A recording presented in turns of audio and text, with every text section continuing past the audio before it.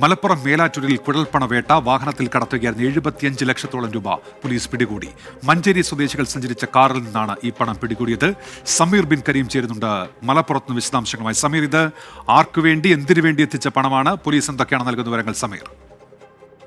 ഉന്മേഷ്, നിലവിൽ മലപ്പുറം മേലാറ്റൂരിലാണ് പോലീസ് രേഖകളില്ലാത്ത പണം പിടികൂടിയിരിക്കുന്നത്. 74,50,000 രൂപയാണ് പോലീസ് പിടികൂടിയത്. മഞ്ചേരി സ്വദേശികളായ മൻസൂർ അലി, അബ്ദുൽ റഹീം, അജ്മൽ, നജീബ് എന്നിവർ സഞ്ചരിച്ച കാറിൽ നിന്നാണ് പണം പിടികൂടിയിരിക്കുന്നത്. ഈ പതിവ് വാഹന പരിശോധനയ്ക്കിടെയാണ് വാഹനം പിടികൂടിയത് എന്നുള്ളതാണ് പോലീസ് വ്യക്തമാക്കുന്നത്. 500 രൂപയുടെ നോട്ട് കെട്ടുകളാക്കി ഈ ടവേര കാറിൽ രഹസ്യ അറയുണ്ടാക്കി ഒളിപ്പിച്ച നിലയിലായിരുന്നു എന്നുള്ളതാണ് ഇതുമായി ബന്ധപ്പെട്ട് പോലീസ് വ്യക്തമാക്കുന്നത്.